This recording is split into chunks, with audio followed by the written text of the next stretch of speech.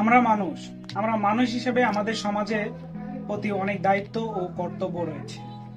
আমাদের এই সমাজে অসংখ্য মানুষ নিয়োজিত নিজ নিজ পেশায়, যাতে কেউ বা থাকে অট্টালিকায়, কেউ বা থাকে কুড়ে ঘরে, যাদের প্রত্যেকেরই আছে নিজ নিজ পরিচয়, স্বপ্ন, আশা।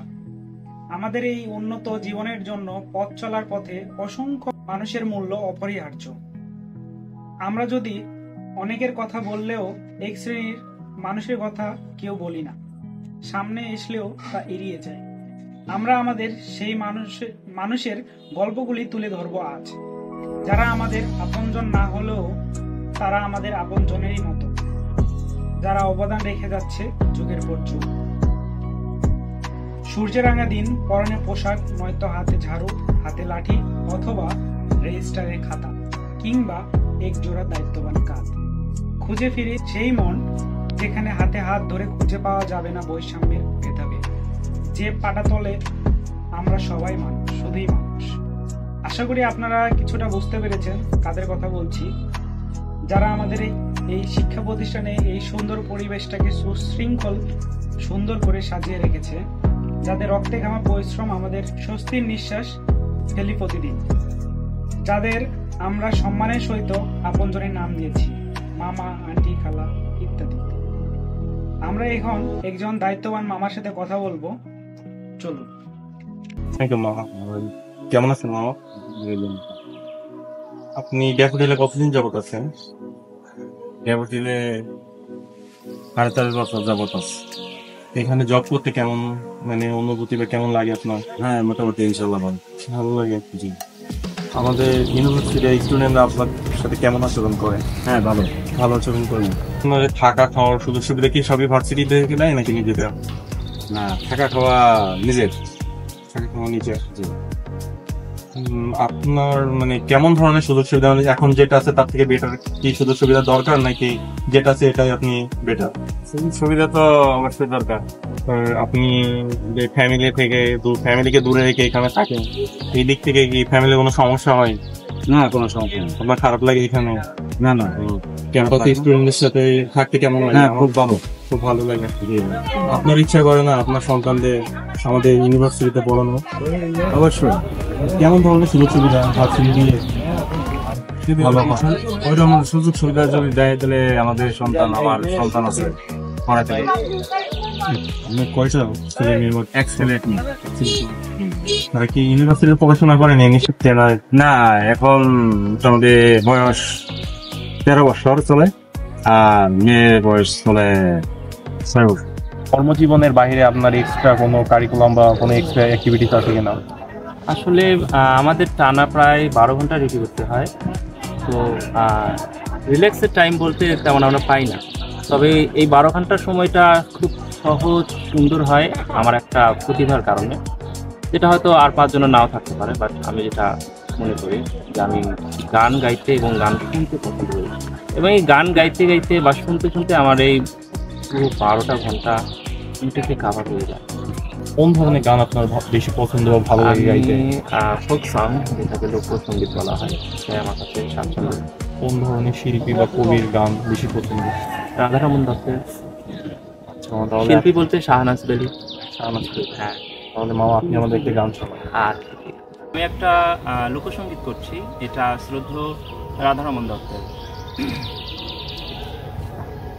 আমার বন্ধু দয়াময়, তোমারে দেখিবার মনে লয়। আমার বন্ধু দয়াময়, তোমারে দেখিবার মনে লয়। কেমন আছেন? না, ফ্যামিলি কেমন আছে? সবাই ভালোই আছে। ছেলে সন্তান কেমন আছে? ছেলে সন্তান 3 জন। আপনারা কি করে? তারা এই এক মেয়ে স্কুলে আর এক মেয়ে বাসায়, আর তারা মেয়ে লেখা। হ্যাঁ, এখানে কই ঘন্টা কাজ করা লাগে? 8 ঘন্টা। 7টা বেলা 8। আপনার ছেলে থাকা সত্ত্বেও কেন আপনি এই বয়সে এই কাজ করতে? আমার ছেলের জন্য ছেলে বাচ্চা হতে এই না, আপনার দায়িত্ব নেই না? এও নেয় না, আমিও নেই। ওনারা কি আপনাদের থেকে সেপারেট আলাদা থাকে? হ্যাঁ, আলাদা আলাদা। বিশ্ববিদ্যালয়ের যে স্টুডেন্ট আছে ওনারা আপনাদের সাথে কিরকম ব্যবহার করে? না, ভালোই ব্যবহার।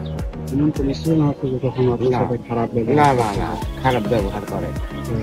আচ্ছা মামা, ধন্যবাদ, ভালো থাকবেন, দোয়া করেন আমাদের জন্য। হ্যাঁ, আসসালামু আলাইকুম। ওয়ালাইকুম আসসালাম। আসসালামু আলাইকুম। ওয়ালাইকুম আসসালাম। আপনার নাম কি? আমার নাম মোহাম্মদ ফকির চাঁদ। আপনার দেশের বাড়ি কোথায়? দেশের বাড়ি পাবনা। আপনি এখানে মূলত কি কাজ করেন? এখানে আমি ক্লিনারে কাজ করি, যাকে বলে হাউসকিপার। এই যারা হয়তো পাতা, কাগজ, টিস্যু মিশু এগুলো রাস্তায় পড়ে ওগুলো আমরা টোকাই। কি মাসে কোনো ছুটি বা বন্ধ পান? বন্ধ আগে ছিল না, এখন বন্ধ। আপনার ফ্যামিলি যে চালাচ্ছে আপনি কি একাই কর্মক্ষম ব্যক্তি? না, আরো কর্ম লোক আছে, ছেলে করে, আমার মেয়ে করে। আসসালামু আলাইকুম, কেমন আছেন? আলহামদুলিল্লাহ, কেমন আছেন? এই তো আলহামদুলিল্লাহ ভালো আছি। আপনার এখানে কেমন লাগছে? আমার এখানে আলহামদুলিল্লাহ অনেক ভালো লাগছে। কর্মজীবনে আপনার মেন কারণ? কর্মজীবনে আসা আসলে মানুষ চায় ছোট থেকে একটু বড় হওয়ার জন্য, বিশেষ করে কোম্পানির ভিতরে জব করার মেন একটু উপরের দিকে ঢোকা, এটাই কোম্পানির ভিতরে আসা, ভবিষ্যৎকে একটু উজ্জ্বল করার জন্য। এখানে আসার আগে আপনার জীবন যাত্রা কেমন? এখানে আসার আগে আমি আসলে বিদেশেও ছিলাম, বিদেশেও আমি ব্যাক করছি, সৌদি আরব, ওমান, দুবাইতে। আসলে পরের দেশেও তো একটা শান্তি পাই না, যতটুকু শান্তি আমি আমার দেশের চাকরি করে জব করে শান্তি পাইছি, আলহামদুলিল্লাহ অনেক শান্তি এখানে, খুবই ভালো লাগে।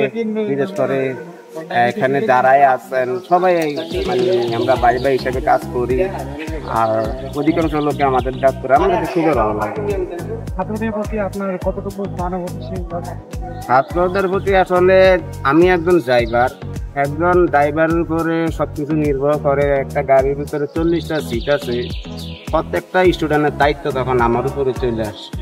কারণ স্টিয়ারিংটা যখন হাতে থাকে তখন মানে একটা টেনশন থাকে, আমি কখন তাদেরকে সহি সালামতের সুন্দর মতন তাদেরকে সার্ভিস দিয়ে বাসায় পৌঁছাইতে পারবো। এমনকি যখন আমার বাসা থেকে আনি কখন আমি বাসে দিতাম, তাদের টাইম মতন ক্লাসটা ধরে দেওয়া, টাইম মতন চিন্তা করা, এটা অনেক অনেক বড় একটা দায়িত্ব। আপনার এখানে যদি মানসিক দিকে আপনার ছেলেমেয়েকে পড়ানো, এটা আসলে প্রত্যেকটা বাবা মায়ের স্বপ্ন থাকে ভালো একটা প্রতিষ্ঠান ভার্সিটিতে পড়ালেখা করার জন্য। আমারও স্বপ্ন আছে, আমি যদি এরকম ভার্সিটি থেকে বিভিন্ন সেকশনে বিভিন্ন থেকে সার পাই আমিও আশা আছে আমার সন্তানকে আমি দেখতে করাবো, এটা আমার স্বপ্ন আছে। বাকিটা আল্লাহ ভালো লাগে। তো আসসালামু আলাইকুম মামা, ভালো থাকেন। সালাম, আপনিও ভালো থাকেন, দোয়া করেন আমাদের জন্য। আপনাদের খেদমতে সবসময় নিয়োজিত থাকতে পারেন।